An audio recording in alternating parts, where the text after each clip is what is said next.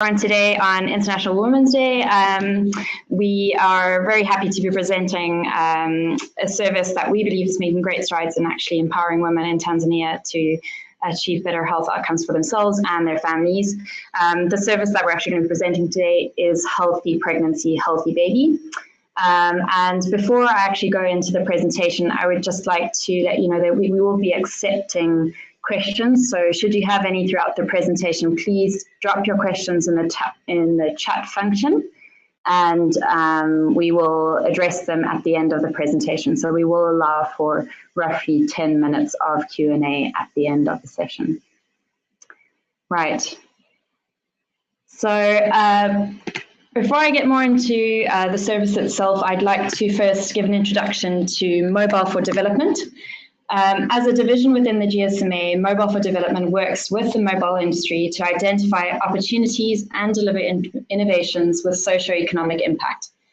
Within Mobile for Development, the mHealth program has a mission to support commercially sustainable health services that transform the lives of people in need and promote the well-being of mothers and families in developing countries. Since 2013, the mHealth program has supported over 8 services that have provided over 1.5 million users across Sub-Saharan Africa with mobile health and nutrition information. And this has been done under the Nutrition Initiative that is funded by UK aid, DFID. So we'll be covering 4 sections within this webinar. The first part of this webinar is going to look into why mHealth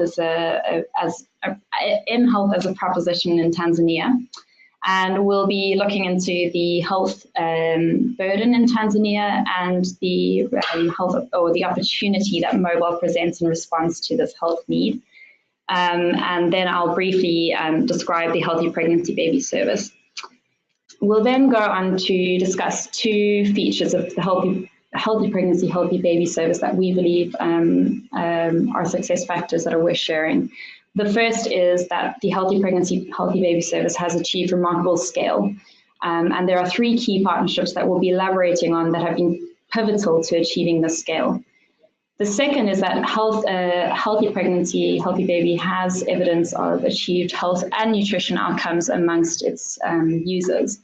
And we'll be elaborating on the insights from surveys conducted with users around actual nutritional knowledge and behaviors. And then we'll also be looking into some of the service design features that we believe have contributed to this success in achieving nutrition outcomes. And then lastly, we will conclude with a future roadmap and some considerations around service design and sustainability priorities for the foreseeable future. So why mHealth in Tanzania? Like many countries in Sub-Saharan Africa, the health burden in Tanzania remains high, with women and children being particularly vulnerable. The maternal mortality rate is at 454 maternal deaths per 100,000 live births. And for every 1,000 live births in Tanzania, 81 children will not make it to see their 5th birthday. Additionally, it's estimated that 40% of rural women in Tanzania do not have timely information on signs of pregnancy. 30% of the general female population in Tanzania are not actively participating in significant decisions regarding their own healthcare. This demonstrates a need to empower these women with information to make better decisions for both their health and the health and well-being of their families. The mobile phone ownership rate of the general population in Tanzania is currently at 62%, which means that mobile is well positioned to be leveraged to address this need. And although there are disparities between phone ownership rates amongst rural and urban populations, and as well as female and male populations, it is estimated that around 88% of the population will have access to a mobile phone. The GSMA mHealth deployment tracker lists 17 services that are currently leveraging mobile to deliver healthcare services and information to the Tanzanian population in some way or form. And one of these services is Healthy Pregnancy, Healthy Baby. Over the last 4 years, the GSMA has worked very closely with the Healthy Pregnancy, Healthy Baby Service, or otherwise known as Wazazini Bindeni, and for purposes of this presentation, HPHB for short.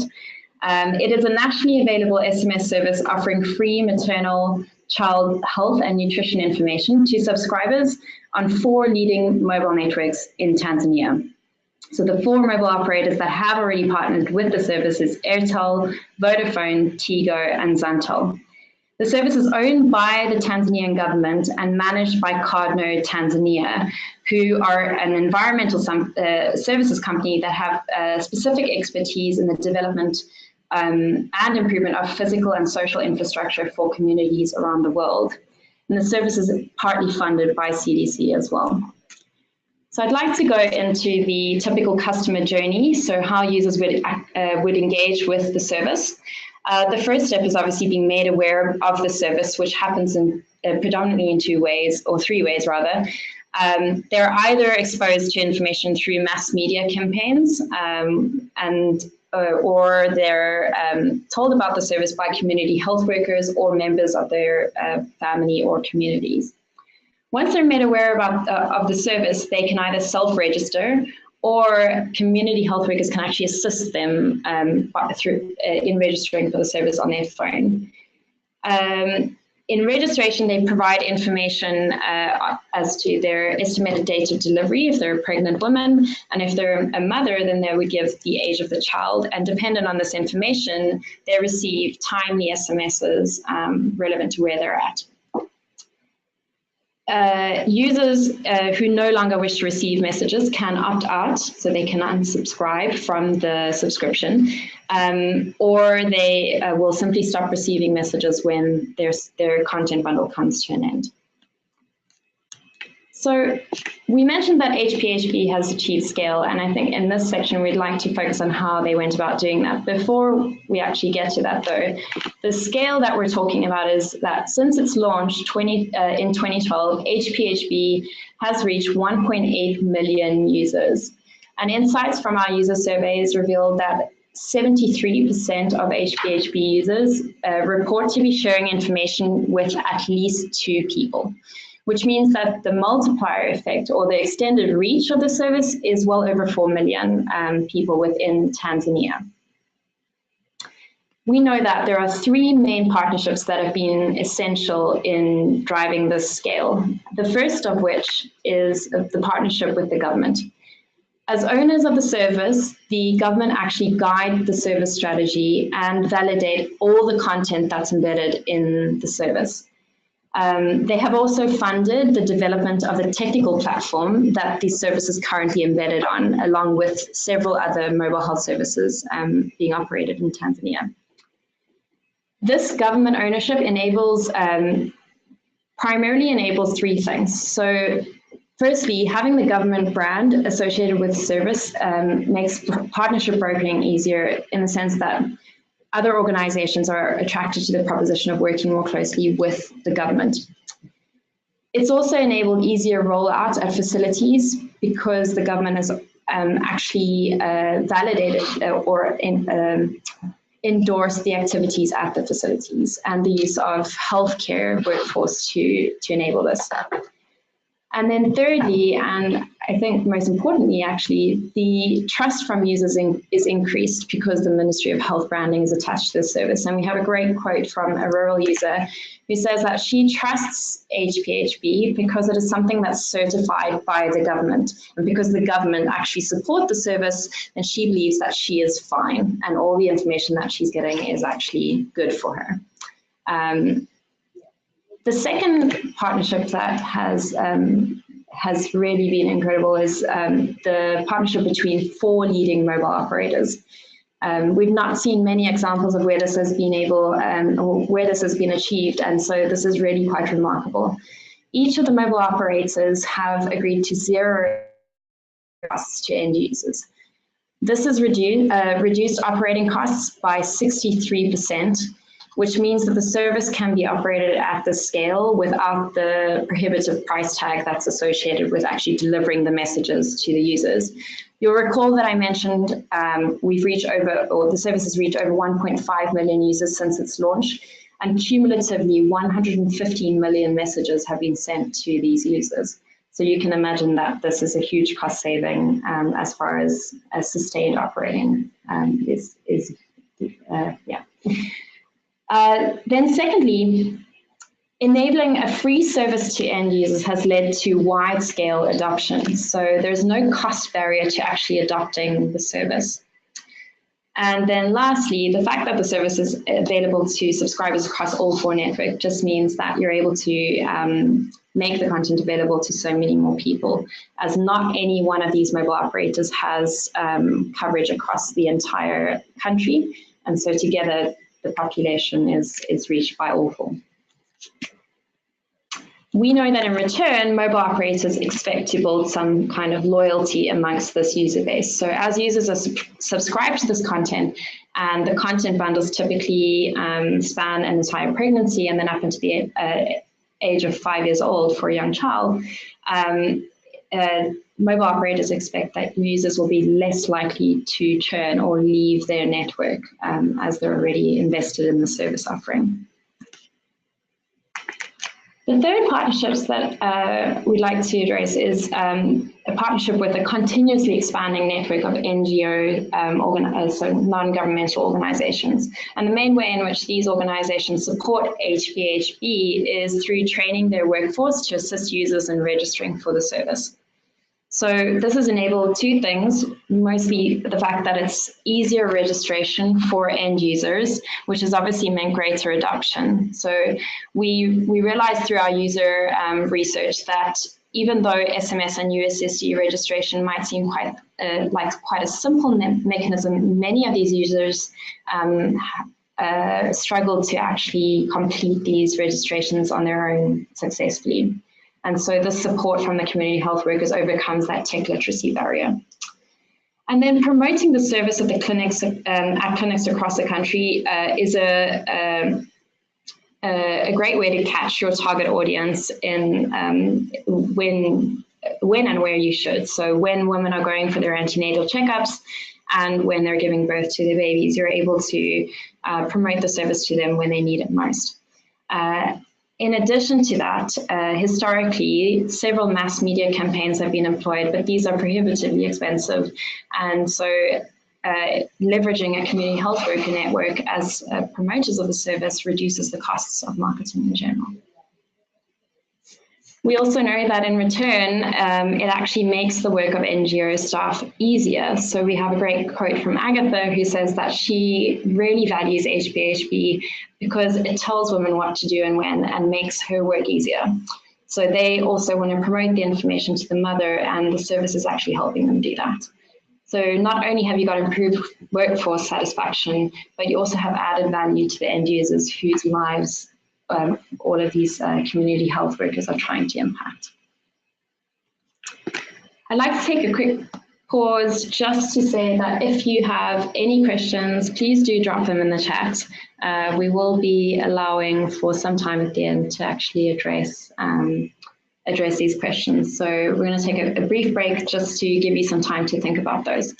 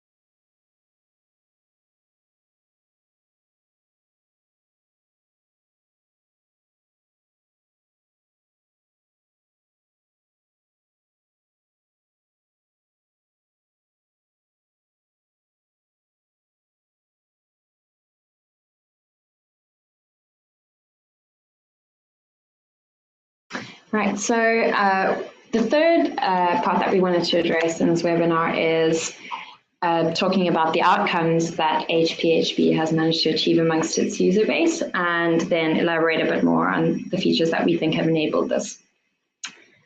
So through the work that the GSMA did with the HPHB service, we conducted surveys with 2 different groups to of users, essentially, to establish the impact of the service on nutrition knowledge levels and also actual behaviors of these users.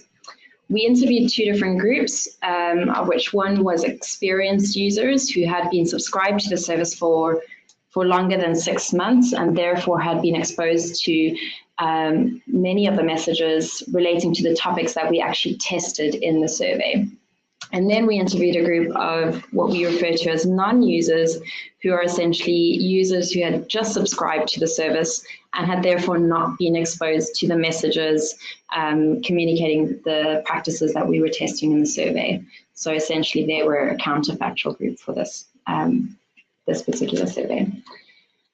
We identified through this research that across all of the topics, experienced users are more likely to demonstrate improved nutrition knowledge and behaviors over non-users.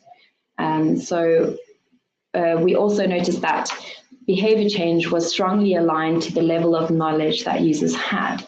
For example, as well, behaviors were if I can give an example, when we look at zinc supplementation to treat diarrhea in children, the knowledge levels around this were particularly low for both groups. So even users of the service only had a 21%, so only 21% could correctly recall the appropriate knowledge, in comparison to 10% of non-users. So this was an 11% improvement in knowledge around zinc supplementation amongst our users already.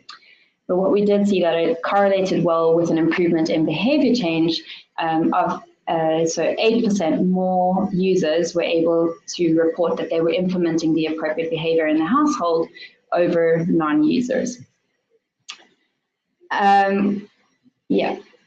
We also have several anecdotes that share exactly how users are changing their behaviors. So we have Mwanahamas, who is a user from over in Tanzania, who said that she used to feed porridge to all of her children after just 1 month, but after receiving several messages around exclusive breastfeeding, she tried very much to follow the 6-month rule, and after doing that, she said that everything's gone very well, and she's actually even continued to share this knowledge amongst her user base. We know that the service is achieving outcomes amongst its users, but what's also important is that the service is reaching right users, so that it's serving the underserved. 68% of the users that we interviewed were female, and then 46% were rural users.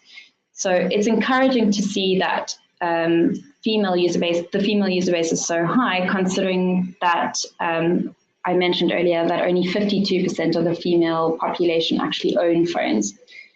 In addition, though, the fact that we're reaching 46% of rural users leaves some room for improvement, as the majority of the population, roughly 70% of the Tanzanian population, live in rural areas. So there's still some work to be done to reach a larger rural audience.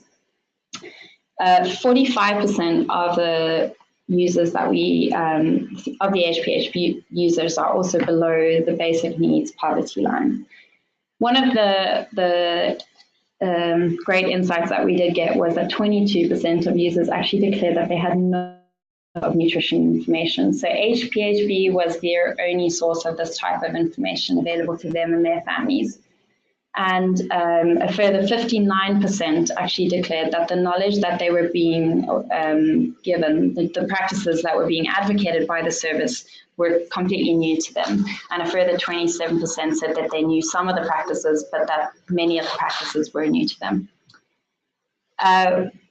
Users who reported lower education levels appear to be deriving more value from the service. So 68% of lower educated users declared that all of the nutrition practices that were advocated by the service were new to them.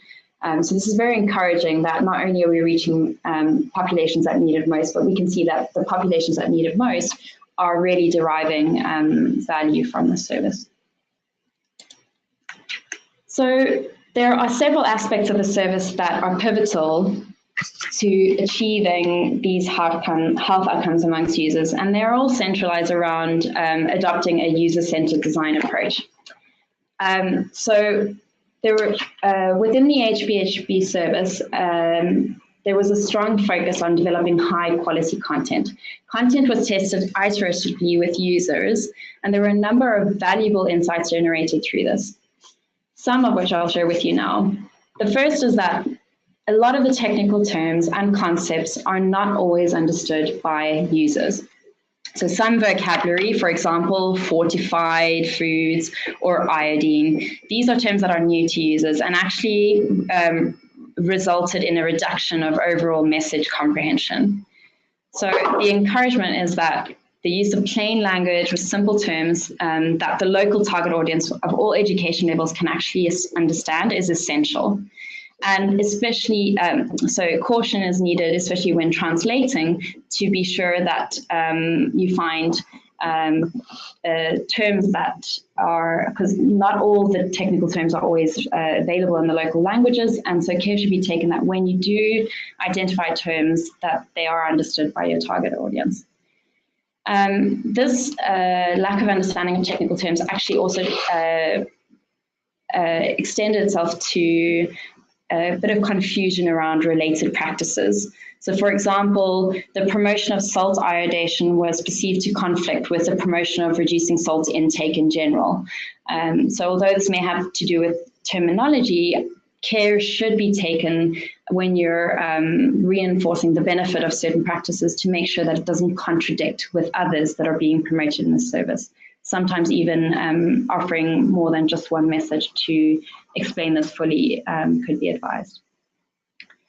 The ultimate side effect of this that we want to try and avoid is obviously when users are confused by what messages are encouraging them to do, they actually aren't able to implement the appropriate practice. But even worse than that, it could lead to a distrust in the service in general, which we'd like to avoid. The other thing that we would strongly advocate for is identifying what resonates best with your audience. So it may come as no surprise to you, but females really enjoyed messages that were tailored to men and encouraging men to support them more along their health journey.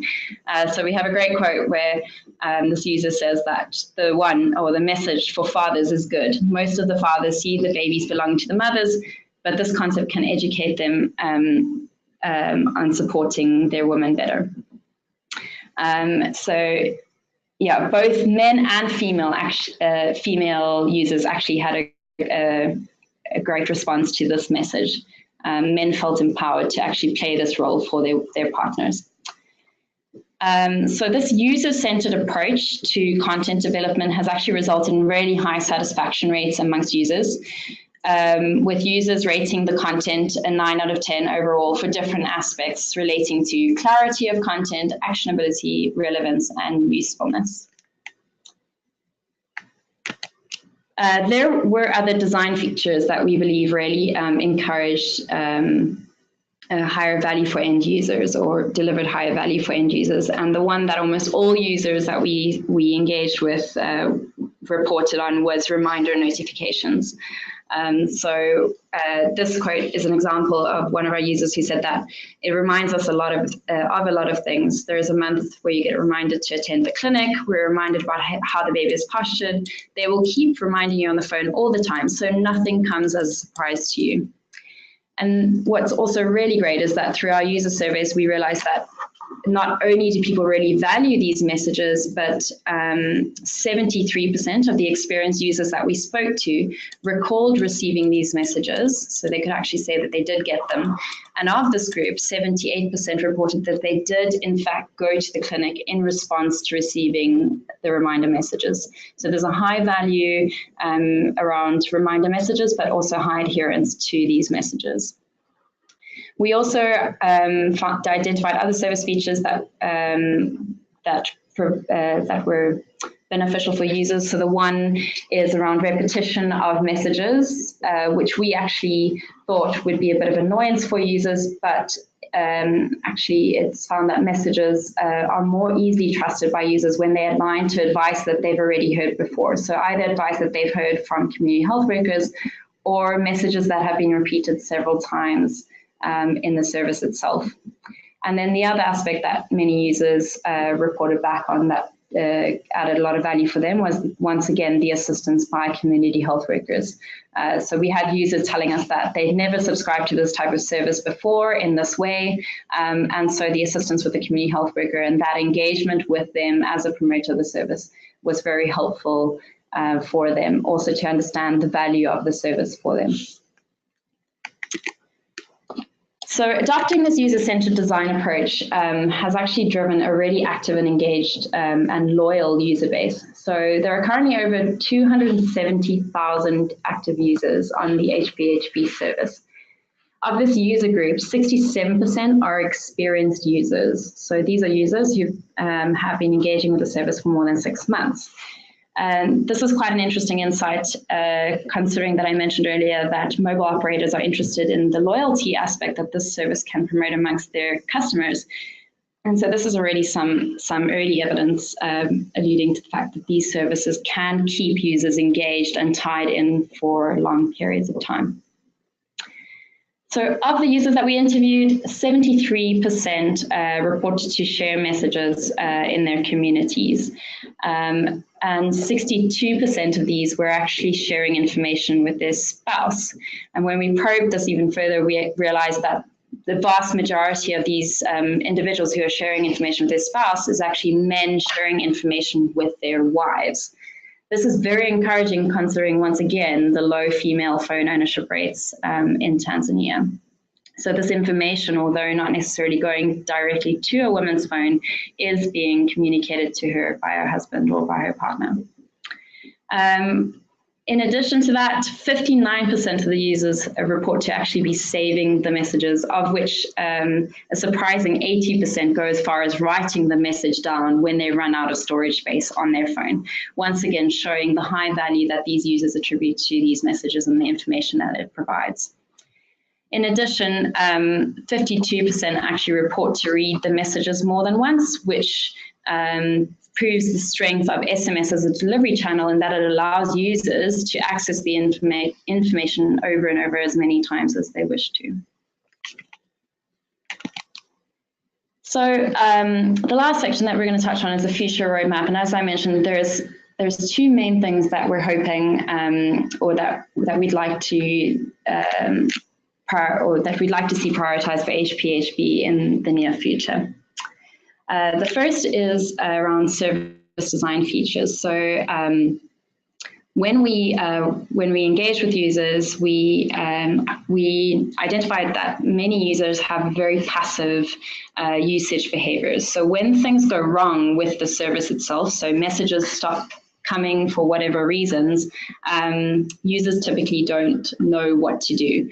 And one of the recommendations around this is to actually provide more frequent administration messages with tips about what to do when messages stop coming, how to resubscribe, and so forth. And actually, we had a really touching quote of a user who was just really upset that the messages were no longer coming, but they had no idea how to get these messages again. And they were just really hoping these messages would start coming again. So we really feel that these administration messages could be a great way to retain users on the service. And then when engaging with community health workers, a lot of them actually said that they would appreciate more feedback regarding their engagement with the service. So firstly, on an immediate level, when they're registering clients, to know that the registration has been successful. So some kind of feedback loop that enables them to say, okay, fine, yes, this person is successfully registered. But then more broadly, regular feedback on their performance as a whole and how many registers they're subscribing, and then also notifying them of users who are no longer subscribed so that they can actually engage with these users again and try and encourage them to get to resubscribe to the service. In addition, community health workers also expressed the need for refresher training. saying that, some of them had said some of their colleagues had given up because they'd forgotten what they'd learned in the training, and they would benefit greatly from more follow-up and more frequent refresher training. On the sustainability side, we believe that there are three main focus points for the HPHB service. And the first is that because the service sustainability at its current scale hinges on the continued funding and in-kind contributions from its existing partners, HPHB needs to demonstrate value to these partners, and it needs to continue to do so in order to guarantee their continued investment. For example, mobile operators who have an in-kind contribution to zero rate the messages need to see the demonstration of the value add to their core business goals in order to continue zero rating these messages for the foreseeable future. Secondly, we believe that HPHB should prioritize investigation into alternative B2B models. Some of the models that are coming out in Tanzania specifically, but that need to be investigated further is the potential for sponsorship of content. And this is obviously a bit of a challenging approach in the healthcare space, but with careful navigation, this might be a viable avenue to explore. And there may be other potential businesses who are interested in gaining access to the rather large network of users that HPHB has acquired. And then thirdly, ongoing efforts to reduce operating costs will also help as far as sustainability goes. One of the ways in which HPHB are currently doing this and will continue to do this is to find other partners who, like the existing NGO partners, would benefit from promoting the HPH service within their existing activities, and so help promote and extend the service to more of the Tanzanian population.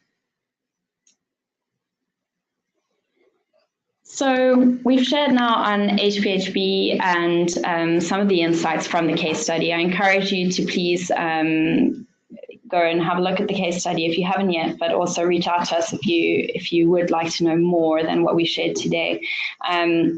But we also have other resources currently available and a few that are coming out over the next month. So we have an mHealth design toolkit, which speaks more to this user-centered design approach to developing services that really do create engaging customer service experiences. And then we have another report, which is around scaling digital health in developing markets. And then we have some forthcoming publications, including a report which will compile all of the learnings across the 8 services that the mobile health program has been engaging with over the last 4 years. And then we also have a case study on another service within our portfolio, which is Living Goods Uganda, which is a community health service also leveraging mobile technology. In addition to these resources, all of this content that was developed for the HPHB service and for all of the other services that we've been partnering with across each of the 8 markets is available, is freely and available to be used by any services that could benefit from this. So if this is of interest to you, please do reach out after this webinar. Right, so I'm going to allow for a few moments just to quickly reflect on some of the questions, and then we will respond to those.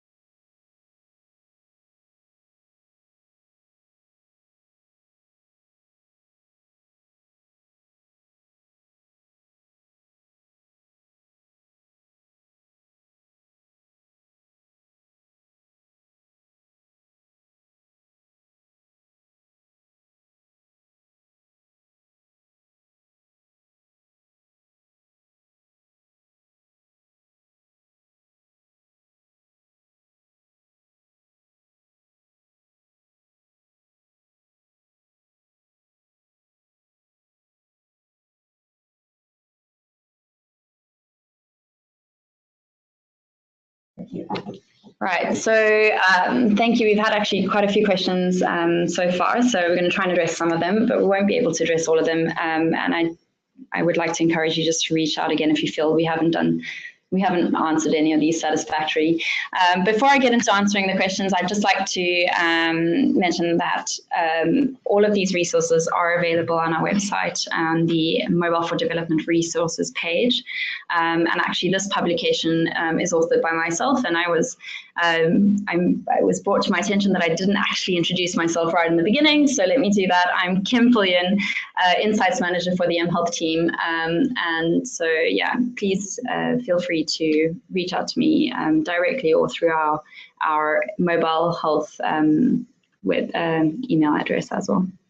Right, so we had a question around content development and the process that was adopted. So content was actually developed on the back end of fact sheets. So firstly, fact sheets were compiled by, so we have a global content consortium, which is CABI, who develop fact sheets, which provide obviously relevant information available based on best practice around various nutrition practices, and then also it provides the sources of all of this information. These fact sheets were then converted into locally relevant messages. So it was translated, developed into messages, translated, and then tested in several different points with users to ensure relevance amongst the target audience. Okay, we had a question around, sorry, I'm just clearing it. So we had a question about male users, and given that 32% of users are men, how are they actually using the service and what do they do with the information? So as I mentioned earlier, when users subscribe, they can say whether they are actually a pregnant woman, whether they are a new mother, or whether you're a supporter of this mother. As a supporter, men would be given information on how better they can support these women in adopting better nutrition practices or better health practices in general. So they would receive messages for themselves on their phone, and then could share the information with their partners if they wish to. And as I mentioned to you, we saw that a vast majority of users who were actually sharing information with their partners was men sharing information with their wives or partners. So there are also several questions around the methodology for the users' feedback survey. So are the differences observed statistically relevant? So yes, it's worth mentioning that the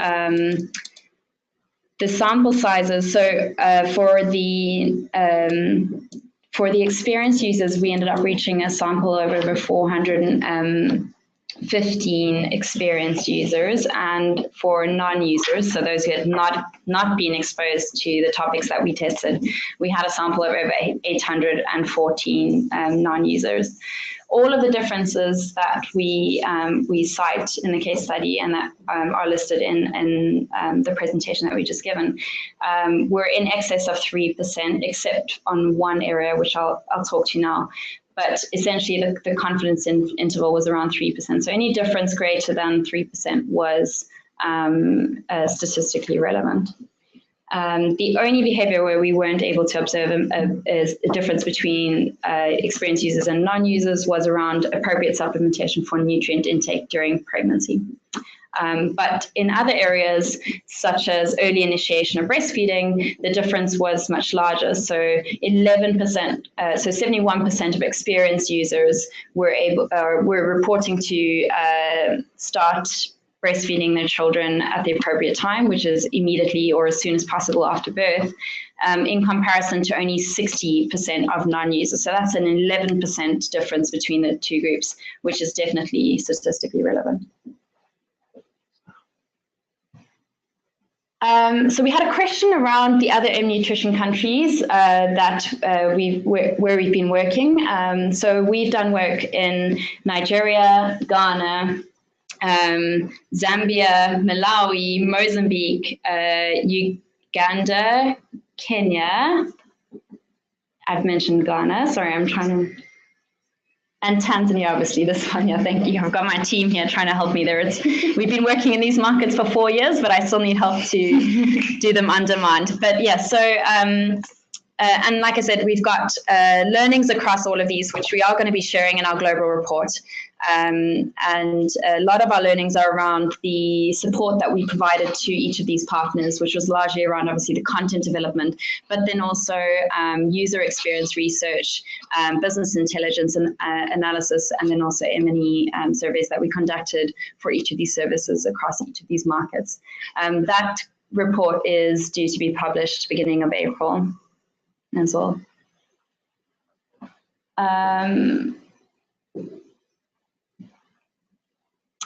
Then we've had a question around how easily can this particular model be, so the HPHB model, be replicated to other countries? And I think in order to answer that one appropriately, I'd like to just refer back to the main points that we said were essential for scale. So we mentioned that there were 3 key partnerships that contributed to achieving the scale, which was firstly the partnership with government, which is one that we would strongly advocate for. When engaging with government, though, it's advised to start those engagements early on, as it can be often quite lengthy and quite complex. But engaging with government early on also ensures that your service is well aligned to government objectives and their digital health strategy as well. So it positions the service, it aligns the service better with government needs. And then secondly, the fact that the service has actually achieved a partnership with all 4 mobile operators is no small feat. So I think what's made it quite achievable, possible within the HPHB model is that there was a formal resource allocated to managing and brokering these relationships. And it should be mentioned that these did take time to establish. It didn't happen overnight. And so if this is to be replicated in other markets,